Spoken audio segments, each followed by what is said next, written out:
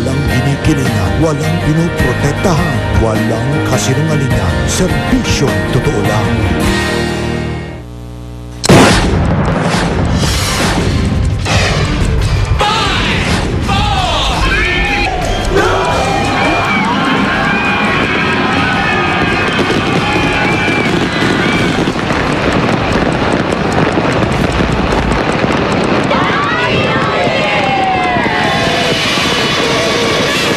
Pagsalubong sa bagong taon sa iba't ibang parte ng Pilipinas, maging sa iba pang sulok ng mundo, naging makulay at maingay.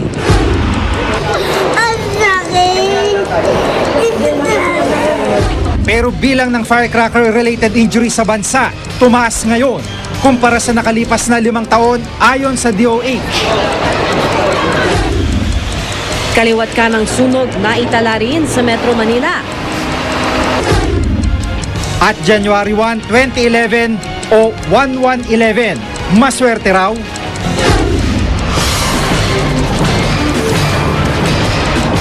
Mula sa GMA Network Center, ito ang 24 Oras.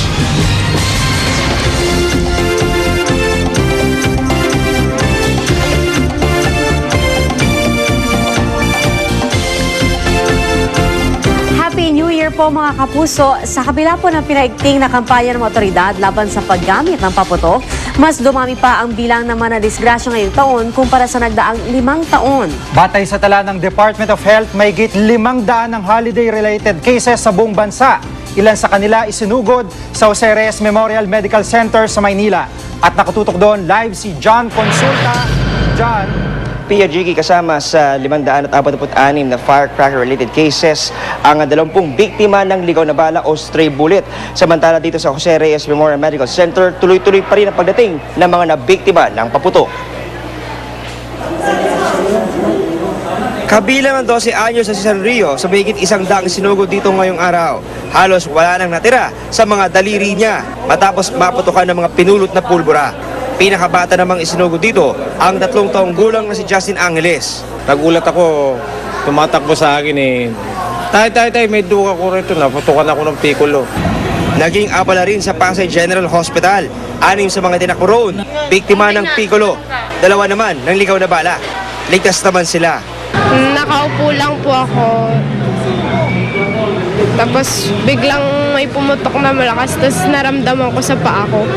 Parang namanhid bigla yung paa ko. Tapos yun may nakita silang bala.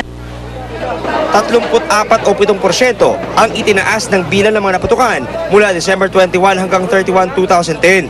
Ayon sa DOH, mas mataas ito kumpara sa 512 na naidala sa parehong panahon noong 2009. 31 sa mga biktima ang kinailangang putulan ng daliri. 1 naman ang namatay dahil sa firecracker ingestion. Ang Metro Manila ang may pinakamaraming biktima, 301. Sinundan ito ng Ilocos at Western Visayas. Pasok sa top 3 ng mga nakapinsala ang Piccolo, 182. Sinundan ng Quitis na nakabiktima ng 74 at Plapla na nakapagtala ng 32 kaso. Number 1, children. Yan ang pinakamalaking proportion ng injured. Second is the use of piccolo. Use of firecracker while under the influence of alcohol. There is also a higher percentage of those injured na bystanders lang. Sa kaso naman ng stray bullet, bumaba raw ang insidente ayon sa PNP. Nakapagtala ng 20 kumpara sa 24 na insidente noong 2009. Our best is still not yet enough. Sa pag-manufacture na lang natin umpisa nito dahil if they are already on the streets, it's really difficult. Paalala ng DOH sa mga biktima ng paputok na di pa rin nagpapatingin. So maapila kami sa kanila na magpatingin na. Baka matetano pa sila. Jiggy, ayon sa DOH, mananatili nakataas ang Code White, ang pinakamataas na alarma sa lahat ng ospital hanggang January 5. At yan ang mga pinakalatest mula pa rin dito sa JRMMC. Balik sa iyo, Jiggy, at Happy New Year. Maraming salamat, John Consulta, at Happy New Year. Bukod sa mga naputukan, isinugod din sa Dr. Jose Reyes Memorial Medical Center ang mga pasyente na inatake sa puso, nasaksak at nabugbog. Yan ang tinutukan ni Cedric Castillo. Ito ang imaheng ginamit na panakot ng Department of Health sa mga balak magpaputok bilang salubong sa bagong taon. Pero bukod sa babala, tila nagsilbing pangitain ito sa isa na namang madugong simula ng taon. Hindi pa man pumapatak ang hating gabi, ito na ang eksena sa Jose Reyes Memorial Medical Center o JRMMC sa Maynila. Dugo ang mga kamay at sugatang mga mukha. Ganito naman ang unang mga sandali ng 2011 sa loob ng JRMMC. Wala nang patid ang dagsa ng mga pasyente, mapamatanda o paslit, namimilipit sa hapdi ng mga sugat na tinamo.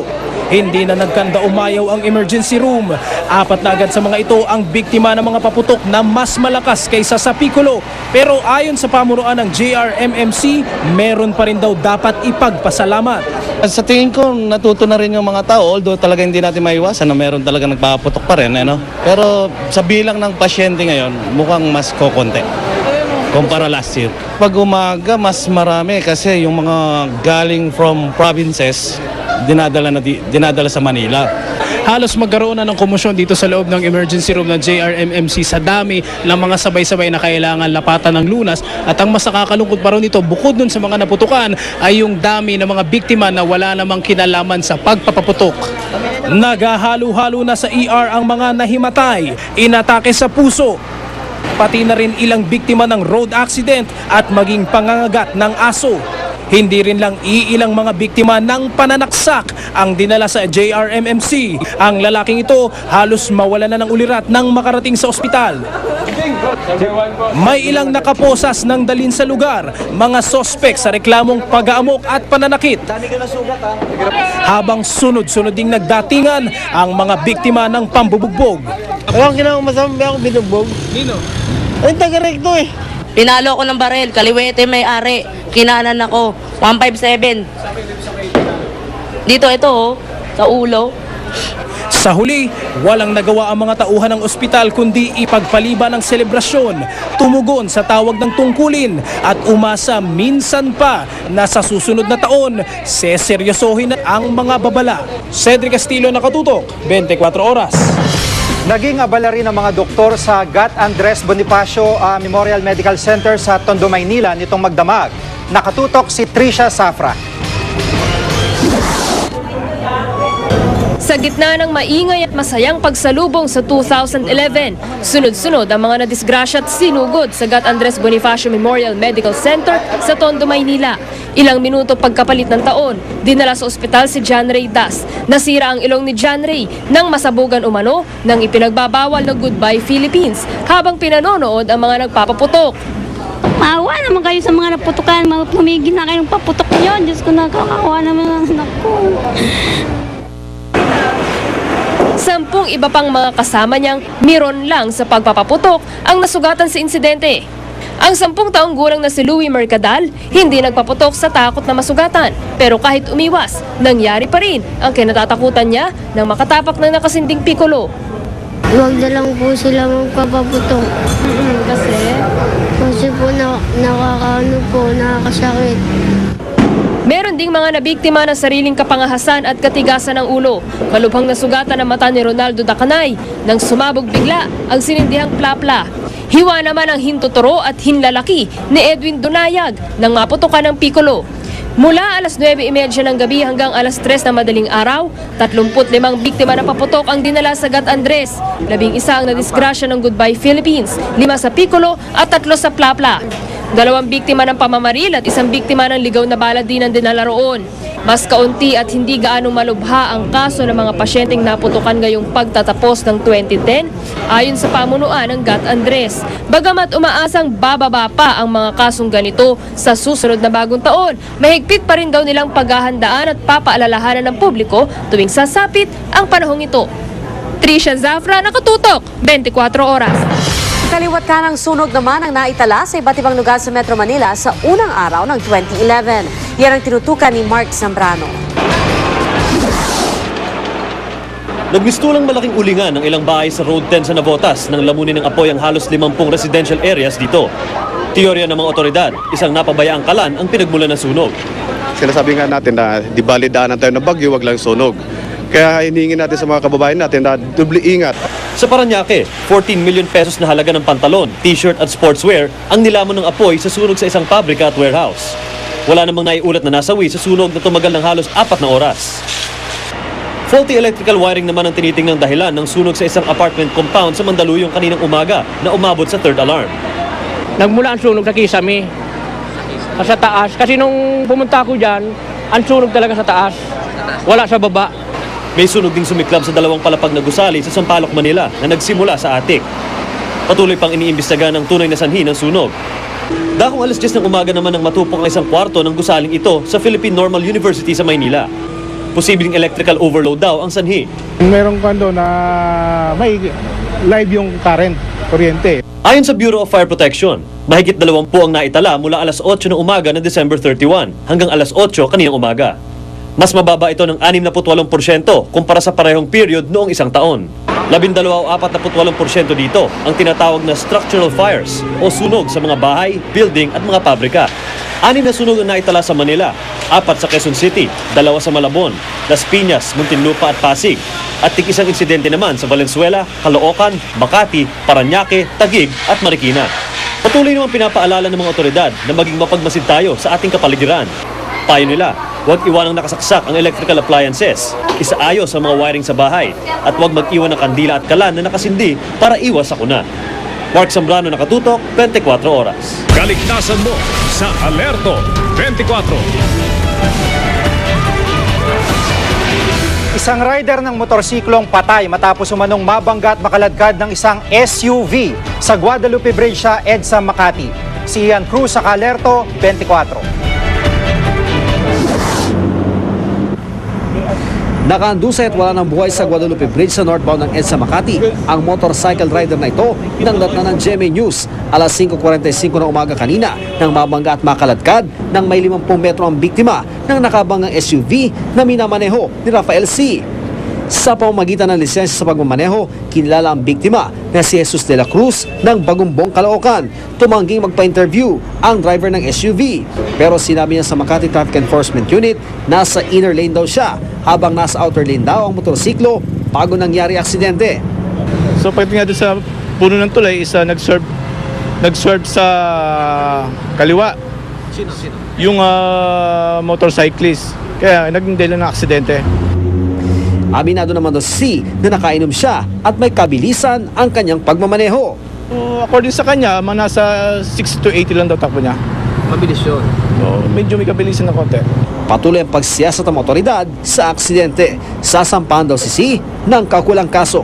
Ian Cruz sa Alerto 24. Dead on arrival ang isang lalaki matapos bumangga ang kanyang minamanehong tricycle sa isang SUV rin sa EDSA, Cubao.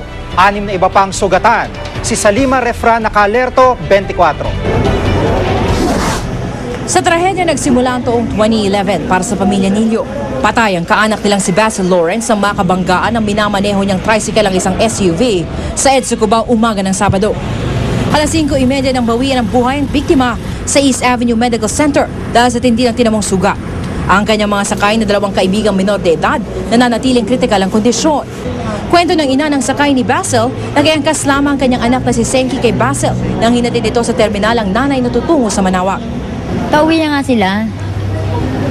Dumaan, siyempre dadaan sila doon. Nalinatid nga nila yung nanay yata nung driver. All of them are serious condition, but the most critical would be this patient, no? Basically, wala na po siya. Kitang-kita sa cellphone video na ito ang tindi ng aksidente kanina. Ang isa sa mga biktima nakahandusay pa sa kalsada, habang ang sidecar nahiwalay na sa motor. Ang nakabanggang SUV nakatagilid na. Ayon sa mga saksi, mabilis ang takbo ng 2 sasakyan nang biglang lumipat ang lane ng tricycle. Itong motor nandito kanina. Ngayon, bigla siyang gumawi dito. Nung paggawi rito, yung tuli nung sasakyan, ma'am, hindi na nakontrol. Inabot yung puwitan. Nagpreno siya, pero ang haba na nung pinireno niya, ma'am, inabot pa rin. Bahagyang nasugatan ng mga sakay ng SUV na minaneho ni Annalyn Lee. Kasama niya ang kanyang 2 kapatid at pinsan. Inaalam pa rin ng mga otoridad ang tunay na nangyari sa aksidente, pero obserbasyon nila, konting ingat sa pagmamaneho, lalo na itong panahon na to. Pagkatapos, pang tricycle talagang hindi dapat nasa EDSA. Bawal talaga sila. Salima Refran, Alerto 24.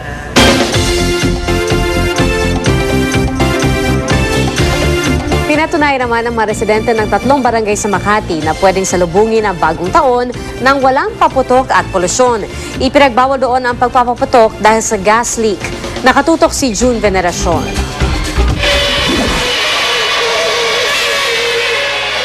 Dahil bawal ang paputok at pailaw, turotot at iba't ibang klase ng paingay ang bumida sa magsulubong ng bagong taon sa 3 barangay sa Makati City.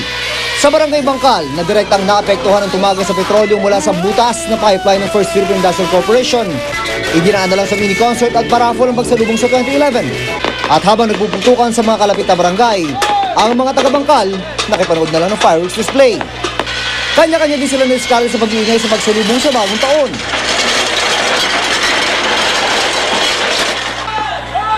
Ang isa namang ito, sa lumang lata ay binuhos ang katiyan ng daliri sa pagpapaputok. Sa gilid ng West Tower Condominium kung saan may nakukolekta pa rin yung mga produktong petrolyo, videoke ang pinagkaabalahan ng mga residente. Ito lang ang nagbigay buhay sa paligid ng West Tower sa pagpapalit ng bagong taon. Pero kung may natutuwa, ito raw ang mga alagang aso ng pamilyang ito na sa unang pagkakataon ay nakalabas ng bakuran para salubungin ng bagong taon ngayong walang naglalakasang paputok sa kanilang lugar. Mas okay sa amin yung ganito, tahimik lang. Paputok lang kami, okay na sa amin. Really? Paputok, grabe paputok ito. Talagang puro paputok lang dito. Tsaka makakita talaga. For so long na time, ngayon lang nakalabas sa mga aso niya ng bagong taon. Ngayon lang ho. Hindi sila natatakot ngayon. Talaga? At baka nag-enjoy sila? Enjoy na ko sila. Taon na taon eh.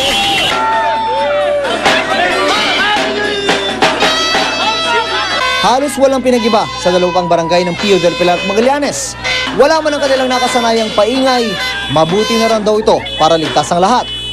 Walang sugatan at kumpleto ang mga daliri ngayong 2011.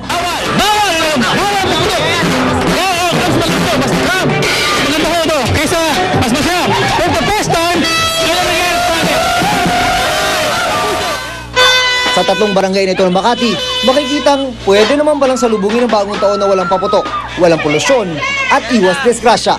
Ito lang marahil ang nag-iisang benepisyo ng sakit sa ulong dala ng fuel leak sa kanilang lugar. June Veneracion, nakatutok, 24 oras. Ang mga residente naman ng isang barangay sa Tondo, Maynila, nag-costume party at street dancing sa pagsalubong sa 2011. Nakatutok si Syria Naguho. Ilan lang yan sa mga nakakatuwang costume ng mga taga-barangay 82 Zone 7 sa Tondo, Manila kagabi. Bahagi yan ng halos 10 taon ng tradisyon ng costume at street dancing sa lugar tuwing bagong taon. Walang premyo ang makakasali sa street party. Pero nadayo kami na ibang lugar dito para dito sila mag-perform at makover ninyo. Talagang nagpa-participate lang sila para sumaya lang. Ang Kwak-Kwang Boys, sinampulan ng GMA News.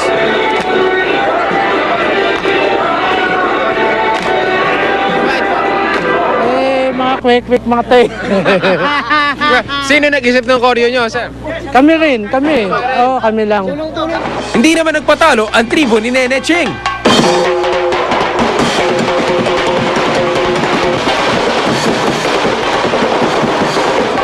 Siyempre, hindi kumpleto ang bagong taon kung walang putukan. Kaya pagsapit ng alas 12 ng gabi,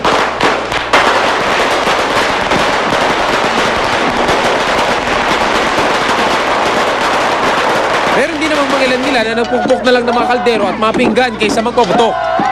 Sa gitna ng kasayahan, nagka-tensyon sa isang eskinita sa Dandan Street na magkasaksakan umano ang 2 magkainuman. Buti na lang daw at naawat ang iba pang makikigulo at nadala agad sa ospitalan ng saksak. Sa kabila nito, hindi na bago ang mood ng mga residente na talaga namang tuwang-tuwa sa pagpasok ng bagong taon.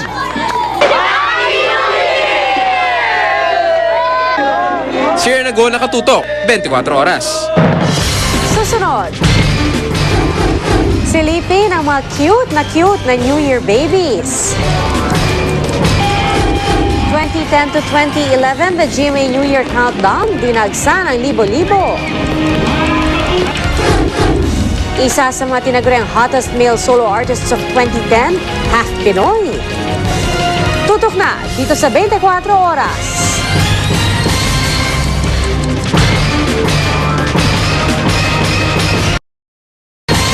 Ilang sanggol ang ipinanganak sa Dr. Josefa Abella Memorial Hospital kasabay ng pagsalubong sa bagong taon. Kaya tuwang-tuwa ang kanilang mga magulang lalo pat pinaniniwala ang swerte raw ang mga New Year baby. Nakatutok si Julius Segovia.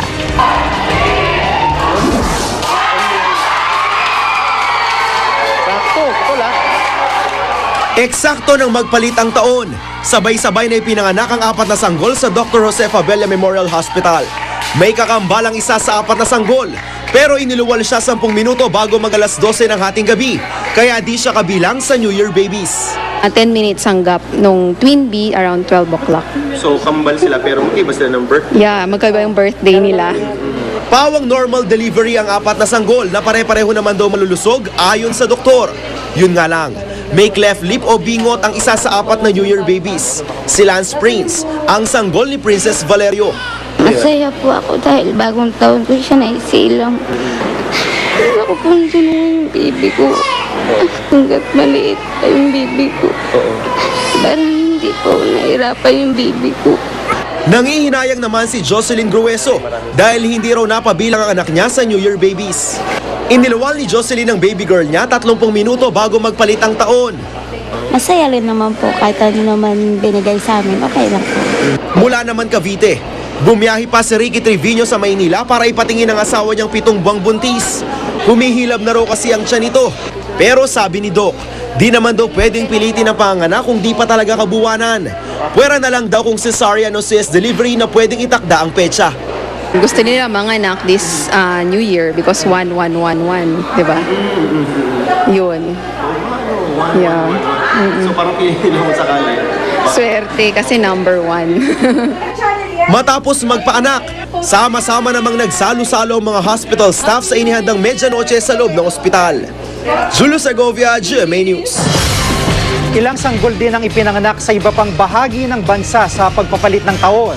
Sa Quirino Memorial Medical Center sa Quezon City, isang baby girl ang buena manong New Year baby. Pinangalanan siyang Jody. Mahigit 20 naman po ang New Year baby sa Coronadal, South Cotabato. Pero may ilan ding hindi na umabot sa pagpapalit ng taon. Sa Ilagan, Isabela naman, isang ginang ang inabutan ng panganganak sa loob ng van ilang minuto bago ang New Year. Malusog naman po ang baby boy. Kung ang ibang pasaway sa ospital nagbagong taon ng ilan naman nating kapuso, sa mas ligtas na paraan piniling salubungin ng 2011. Tulad na lamang ng pamamasyal sa Rizal Park sa Maynila. Yan ang tinutukan ni Julio Segovia. Imbes na sa kani-kanilang mga bahay, sa mga pasyalan gaya ng Luneta, mas pinili ng ilan nating kababayan na salubungin ng bagong taon. Atraksyon kasi rito ang dancing fountain na nagpapalit-palit pa ng kulay.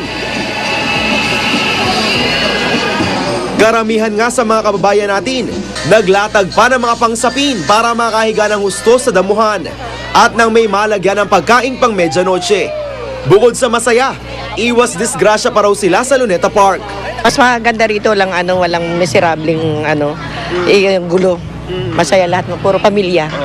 Mas maganda rito dahil maganda pa yung tanawin.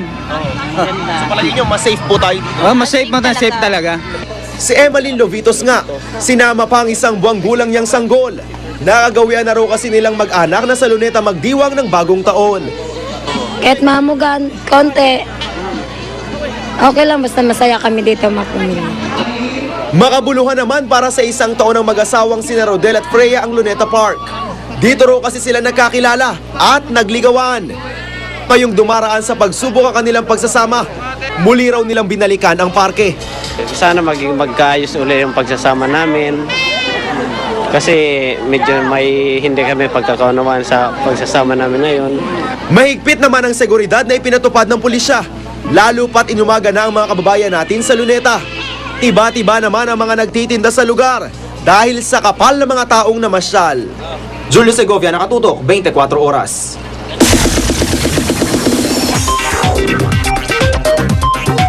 Libo-libo ang dumaksa sa Mall of Asia para sa 2010 to 2011 The GMA New Year Countdown. At talaga namang enjoy ang lahat dahil sa dami ng artistang nakisaya. Yan ang report ni Mika Papa.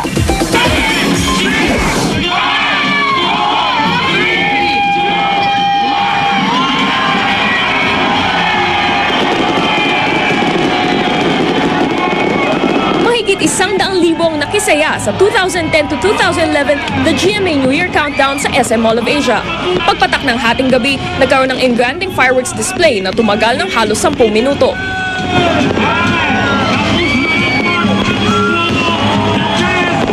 Sabay namang nagpakitang gilas ang The Great American Circus.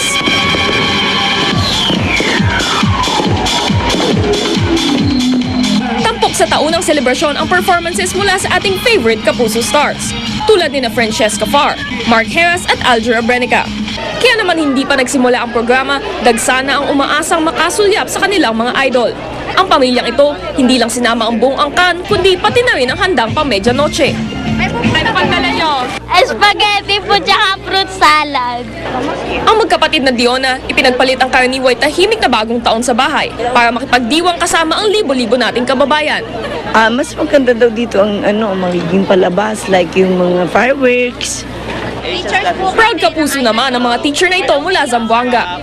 Gusto naming masaksihan paano mag-New Year dito sa Manila since nandito naman kami para magbakasyon. So pumunta na kami dito. Sa saya ng selebrasyon, lahat ng ating kapuso, binati ang 2011 ng nakangiti. Micaela Papa, Nakatutok, 24 Oras. Ano-ano naman kaya mga pagkain pumatok sa panlasang Pinoy sa nakaraang 2010? Iyan po ang tinanong namin sa aming Twitter kahapon. Narito po ang top 10 sa 2010 batay sa boto ng ating mga U-Scooper. Pang-10 ang chicken inasal. Tayo naman sa ika-8 at ika-9 na pwesto ang fried ice cream at sinigang. Marami naman po ang nagtay sa ika-4 hanggang ika-7 pwesto. Yan po ay ang fried noodles, frozen o flavored taho, ice cream at adobo. Pumangatlo naman ang pasta, pangalawa po ang frozen yogurt at ang pinakapatok daw, ang ice scramble. Para kay Cum Laude, paborito raw niya ang street food na scramble na ngayon nabibili na rin sa mga mall. At para naman kay Janong Jennifer, mas pipiliin daw niya ang frozen yogurt sa halip na ice cream dahil mas healthy raw ito. Sali lang po sa botohan ng top 10 sa 2010 para naman sa pinakapatok na OPM bands. Mag-reply lang sa twitter.com/GMA News gamit ang hashtag na top 10 sa 2010. Susunod! Milyong-milyong tao dumagsa sa Rizal Park ngayong araw para mamasyal. Family bonding din sa Malabon Zoo naman. Ang pagsalubong sa bagong taon mula sa iba't ibang sulok ng mundo. At January 1, 2011 o 1111, maswerte nga ba? Tutukan dito sa 24 Oras.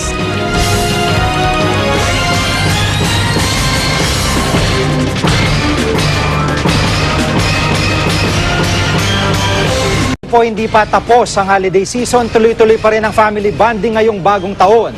At isa sa mga patok na pasyalan, ang Malabon Zoo. Nakatutok si Bernadette Reyes. Magkakasama sina Noy, Erap, Cory at Gloria sa Malabon Zoo and Aquarium ngayong bagong taon. Sila ang mga alagang tigre sa zoo. Buti na lang di at naging mahimbing ang tulog ng mga hayop kagabi dahil hindi naman gaano umabot sa loob ng zoo ang ingay ng putukan sa pagsalubong sa bagong taon. Game na game pa nga ang mga hayop. Yan po si Tay. Ang buhayang si Shakir, malasyak o nilang dating sa taas ng kanyang talon at laging shoot ang karne sa kanyang bibig. Feeling beauty queen naman ang orangutan na si Marimar nang ipinaparada. Sa sobrang lambing, pati mga bisita niyayakap niya. Pero kaagaw niya sa corona si Cheesecake na isang python. At ang baby at kinagigiliwan ng lahat, si Junisha na isang bagong panganak na tigre.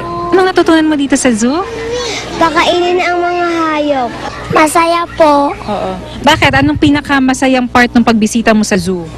Anong animals? Snake. Bukod sa pagiging isang pasyalan ng mga lugar kagaya nitong zoo, ay isang lugar kung saan maaaring matuto ang mga kabataan ng tamang pagpapahalaga sa mga hayop at sa kalikasan. Para may realize niya kung paano alagaan ng mga hayop, paano mahalin na pares din ng parang tao. Medyo malayo-layo lang para hindi sila makagat. Mapanganib ba ng mga hayop na ito pagsisiguro ng namamahala? Ligtas daw rito ang mga bata dahil na-train ang mga ito. Kakaunti na lang din daw ang mga ganitong uri ng hayop. Kaya mahalagang maturuan ng kabataan kung paano mapapangalagaan ang lahi ng mga ito. Unang pinapatay ng global warming are the innocent and helpless animals in the wild. So when we have all of these shows inside the Malabon Zoo, we are able to inspire the children to reduce, reuse, recycle. Bernadette Reyes, Nakatutok, 24 Oras. Kumpara noong isang taon, mas mataas daw ang bilang na manaputokang isinugod sa East Avenue Medical Center sa Quezon City. Nakatutok doon live si Victoria Tula. Victoria? Pia, dahil nga mas mataas ang bilang ng mga naputokan na isinugod dito sa East Avenue Medical Center, nakikiusap ang mga doktor na huwag na magpaputok at huwag na rin paglaruan pa ang mga naiwang basyo at pulbura ng paputok. Bago magpalit ang taon, nakapagsaya pa ang mga doktor at iba pang medical personnel dito.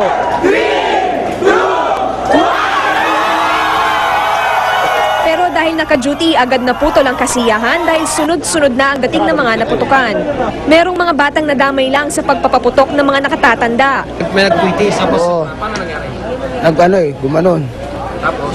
Pumutok sa amin yung quitis. Si Carlos nadamay lang din. Napadaan kami sa may nagtawag nito yung may nagpaputok na sinturon ni Odas. Tumama sa akin yung tumalsik. Si Shirley, biktima ng ligaw na bala. Nakapo na nga kami kasi kakain na nga kami. May narinig namin ang lakas ng putok. Hindi ko nga alam kasi siyempre paputukan sa labas. Na na lang nila, nakita na lang nila na may dugo yung ko. Tapos pag ganun ko, dyan yung bala dyan. Bakas naman sa mukha ng 9 na taong gulang na si John ang pagsisisi. Inipon ko po ang pulbura, tapos sinindihan ko po. Tapos? Tapos dumikit sa kamay ko. Ilan lamang sila sa 58 biktima ng paputok na isinugod sa East Avenue Medical Center nitong Disyembre. Mayroon ding 7 biktima ng ligaw na bala. Kumpara noon, mas mataas ang bilang ng mga isinugod sa EAMC ngayon. Itigil na sana yung pagpapaputok. Anyway, na-enjoy na nila yung kagabi. Kung mayroon mang sobra sa kanilang mga paputok, pwede na nilang i-discard. New Year's resolution naman ng mga nabiktima. Uulit ka pa ba, kuya? Di na po. Bakit? Sakit po eh. Pia, sa mga oras na ito ay nadagdagan pa ng 8 ang mga isinugod na biktima ng paputok dito sa East Avenue Medical Center. Happy New Year, Pia. Maraming salamat, Victoria Tulad. Happy New Year. Tunghayan po natin ngayon ang pagsalubong sa bagong taon sa iba pang bahagi ng bansa. Nakatutok si Mark Zambrano.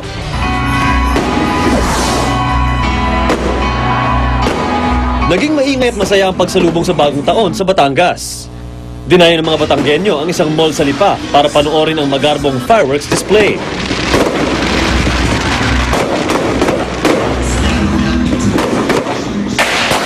Pero may ilang pasaway pa rin at nagpaputok ng mga pinagbabawal na piccolo at plapla.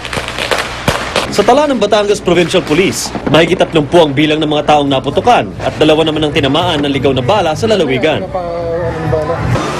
Sa Bulacan, 85 ang biktima ng paputok. Karamihan sa mga biktimang isinugod sa ospital, nakainom. Sa Isabela naman, 18 ang inisyal na naiulat na biktima ng paputok. Pinakagrabe rito, lalaking hindi agad nabitawan ang pinaputok ng whistle bomb. Halos napinsala ang kanyang 3 daliri sa kamay. Bagamat hindi humawak ng paputok, nadisgrasya pa rin ang lalaking ito sa Coronadal, South Cotabato.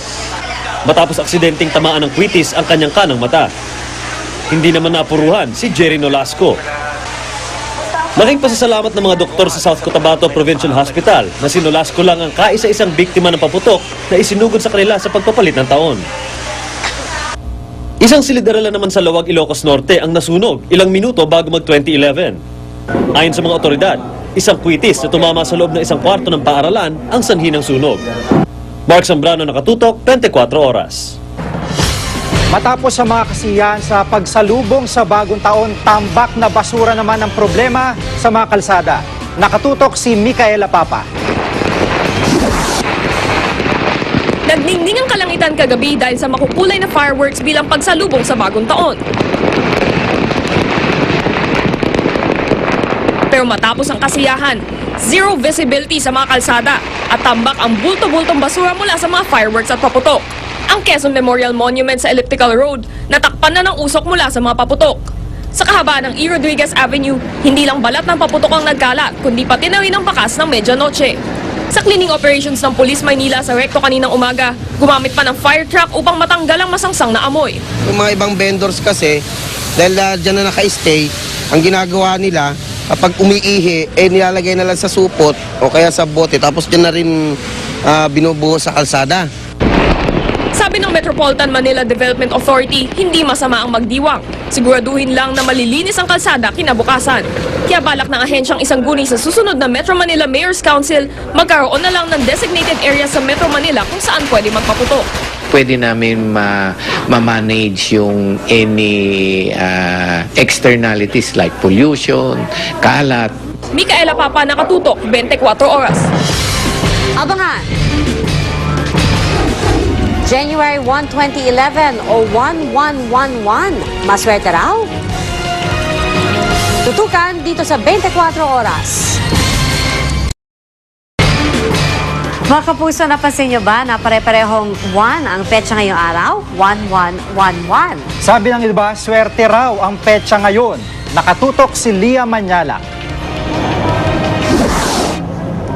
Ngayong January 1, 2011, napili ng mommy at daddy ni Baby Akio na siya'y pabinyagan. Bukod sa ngayon lang daw sila nagkapera, sabi rin daw ng isa sa mga ninang, maswerte ang araw na ito. Maswerte siguro.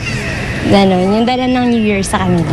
Maswerte nga ba ang January 1, 2011 o 1111? Aba sabi ng feng shui expert, oo. Itong araw to, lahat na activities magaganda. Pakasal, magpabingitag, mag-open ng business.